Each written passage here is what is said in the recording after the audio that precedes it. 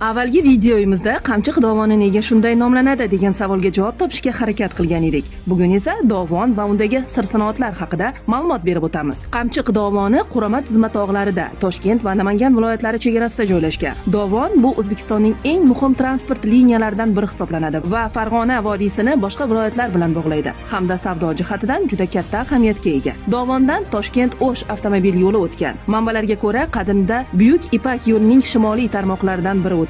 Keyingi asrlarda ham savdo karvonlarining qatnovi to'xtamagan. 1990-yillar oxirida respublikada avtomobil transportining rivojlanishi munosabati bilan dovondan o'tuvchi yo'l jahon andozalariga moslab ta'mirlandi. Ikkita tunnel inshootlari ishga tushirildi. Ularning uzunligi 890 va 368 metr. Dovondan o'tuvchi Angren Pop elektrlashtirilgan temir yo'li qurilib, 2016-yilda foydalanishga topshirildi. Ayni maqsadda umumiy uzunligi 19 km 200 metr bo'lgan Qamchiq tunneli barpo etilgan. U sobiq SSSR va Markaziy Osiyoda bu turdagi eng yirik tuzilma hisoblanadi. Dunyo reytingida tog'li hududlarda joylashgan tunnellar orasida murakkabligi bo'yicha 8-o'rinni, tunneldagi temir yo'l uzunligi bo'yicha esa 25-o'rinni egallaydi. Qamchiq dovonidan shuningdek bir nechta soylar oqib o'tgan, o'nlab qishloqlar o'rin olgan. Dovonning Toshkent viloyati tomonidan boshlanishida Ohangaron suv ombori mavjud. Suv ombori Ohangaron daryosi bo'yida, Ohangaron vodiysining tog'li qismida joylashgan. Ohangaron daryosi Chotqol va Quramat tog' tizmalaridan oqib tushadigan soylardan hosil bo'ladi.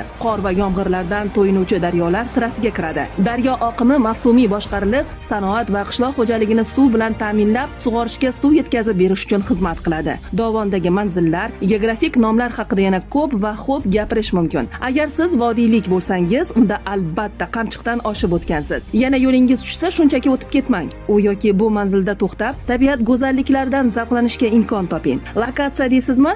Dovonning har yerida lokatsiya. Faqat atrofga sal e'tibor bilan razm solinsa bo'lgani. Ayniqsa, bugungidek jazirama kunlarda tabiat go'zalliklaridan bahramand bo'lish juda maroqli. Bu videoni sayohatni xush ko'radigan yaqinlaringizga yuborib qo'ying.